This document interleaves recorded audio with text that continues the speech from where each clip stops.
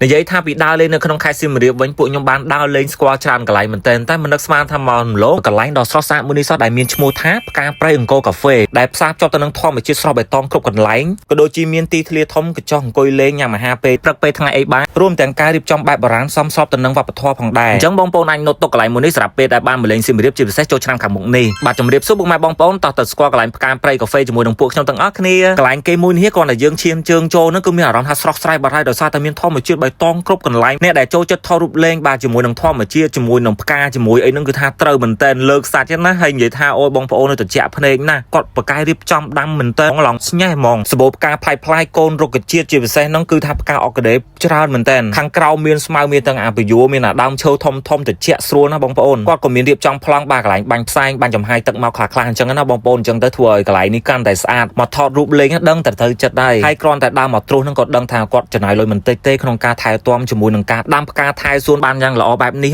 ហើយបើនិយាយពីបរិវេណកន្លែងគាត់រៀងធំគួរសមដែរអញ្ចឹងមានកន្លែងអង្គុយលេងកញ្ចក់ទាំងក្រៅទាំងក្នុងច្រើនហើយមកអញ្ចឹងយើងអាចកំងអីញ៉ាំនៅកន្លែងគាត់បាទមិនត្រឹមតែមានកាហ្វេទេមាននំបញ្ចុកមានអីច្រើនណាស់ចាំខ្ញុំបង្ហាញនៅខាងមុខតិចទៀតឥឡូវនេះខ្ញុំមកបង្ហាញបរិយាកាសក៏ដូចជាផ្កាស្អាតនៅកន្លែងគាត់នឹងសិននិយាយទៅអត់តសើកន្លែងគាត់អត់បានពីមួយកន្លែងទៅមួយកន្លែងហ្នឹងគាត់ដាំអស់ហើយបងប្អូននៅរកកន្លែងចន្លោះមួយគ្មានទេហើយទីតាំងក៏ងាយស្រួលរត់ដែរបងប្អូនផ្លូវទៅអង្គរទុយនៅកន្លែងគំនូហ្នឹងមានផ្លាកគាត់ដើរនៅខាងឆ្វេងដៃហ្នឹងបងប្អូនឃើញបាទបត់ចូលទៅតាមហ្នឹងទៅគឺដល់ហើយដូចខ្ញុំនិយាយអញ្ចឹងខ្ញុំដើរលេងកន្លែងសៀមរាបហ្នឹងគឺថាច្រើនមែនតើហ្មងមិនគួរណាមករំលងកន្លែងស្អាតមួយនេះណាហើយបរិយាកាសល្អមែនតើគាត់មានចាក់ភ្លេងតិចៗអញ្ចឹងទៅមានកូនទឹកជ្រោះទឹកអីអញ្ចឹងណានិយាយទៅសាកសងមានប្លង់ថតរូបស្អាតនៅផ្នែកកណ្ដាលអញ្ចឹងគាត់មានធ្វើជាកញ្ចក់បាទកញ្ចក់ជាច្រើនដែរបងប្អូនហ្នឹងហើយកញ្ចក់បើកចំហអញ្ចឹងទៅយើងអាចមកអង្គុយញ៉ាំបាយពេលថ្ងៃពេលហ្នឹងគឺថាស្រស់ស្រាយសប្បាយអារម្មណ៍បាទហើយមួយវិញទៀតកន្លែងគាត់នេះគាត់បើកពីម៉ោង8ព្រឹករហូតដល់ម៉ោង5ល្ងាចបងប្អូនអាចតាក់ទងទៅកាន់លេខខាងលើដើម្បីក្នុងការកក់កញ្ចក់ឬក៏សួរនាំព័ត៌មានបន្ថែមហើយសម្រាប់តែថ្មីហ្នឹងខ្ញុំបានទៅនិយាយទៅមកបាយថ្ងៃត្រង់តែម្ដងបងប្អូនកន្លែងគាត់មានដើមឈើធំច្រើនមានម្លប់អីអញ្ចឹងណាអញ្ចឹងទៅអង្គុយដូចជាអត់មានអារម្មណ៍ថាក្តៅទេយើងអាចអង្គុយតុកណាក៏បានដែរឲ្យតនេអញ្ចឹងណានៅពេលដែលយើងកំងគេហើយយើងប្រាប់ទៅថាយើងចង់អង្គុយកន្លែងនេះមិនមានបុគ្គលិកគេចាំលើកអាហារអីមកដល់តុកនឹងតែម្ដងហើយគាត់ក៏មានជាកញ្ចក់បែបខ្មែរបែបអីគាត់រៀបចំបានល្អកន្លែងមួយនេះមានទាំងធម្មជាតិមានទាំងបែបខ្មែរបុរាណអញ្ចឹងទៅយើងអាចមកថត pre-wedding ក៏ត្រូវដែរណាហើយសម្រាប់ហាងកាហ្វេគាត់យើងចូលពីមុខមកគឺមកដល់ហាងកាហ្វេបែបនេះបងប្អូនអាចកំងបានគាត់មានលក្ខណៈជាផ្លែឈើគៀបផ្លែឈើស្រស់បាទកាហ្វេអីគ្រប់មុខគាត់ក៏មានលក់មាន់ដុតបុកល្ហុងនំបញ្ចុកខ្មែរយើងហ្នឹងនឹងមានអាហារសម្រន់ញ៉ាំលេងជាច្រើនមុខទៀតហើយកាន់តែល្អនោះគឺថាបុគ្គលិកគាត់រួសរាយរាក់តាក់ស្វាគមន៍យើងបានល្អមែនតើឥឡូវគាត់កំពុងតែធ្វើភេសជ្ជៈឲ្យពួកខ្ញុំអញ្ចឹងឥឡូវនេះខ្ញុំនាំបងប្អូនទៅបង្ហាញគៀននឹងទៀត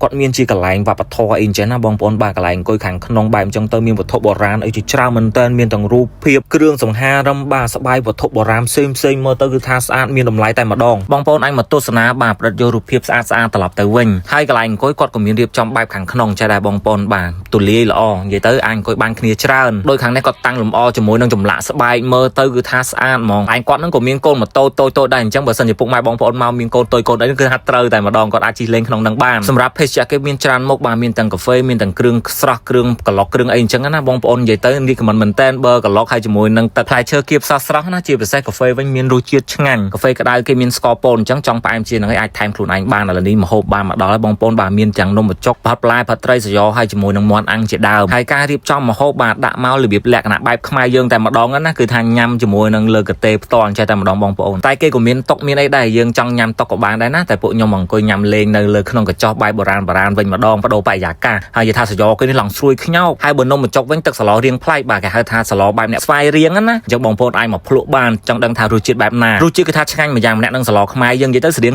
គ្នានឹងឯងហើយបើមាន់ដុតគេវិញក៏ទំនងដែរបងប្អូនបាទទឹកជ្រលក់គេនឹងធ្វើមកក៏ប្លែកឆ្ងាញ់ទៅណានិយាយជារួមទៅម្ហូបនៅទីនេះអាចទទួលយកបានទាំងរសជាតិហើយនិងអនាម័យហើយនៅកន្លែងហាងកាហ្វេគាត់នេះគាត់ក៏មានទទួលរៀបចំកម្មវិធីគូកំណើតនិងកម្មវិធីផ្សេងទៀតផងដែរអញ្ចឹងបងប្អូនដែលនៅសៀមរាបស្រាប់ឬក៏អ្នកមកពីចម្ងាយពីភ្នំពេញអីបាទថ្ងៃឈប់សម្រាកកុំភ្លេចមកសាកល្បងនៅកន្លែងនេះជាពិសេសចូលឆ្នាំខ្មែរប្រពៃណីជាតិយើងខាងមុខនេះវីដេអូយើងក៏ដល់ទីបញ្ចប់ហើយអរគុណសម្រាប់ការទស្សនាពីដើមដល់ចប់ជួបគ្នានៅវីដេអូក្រោយទៀតជម្រាបលា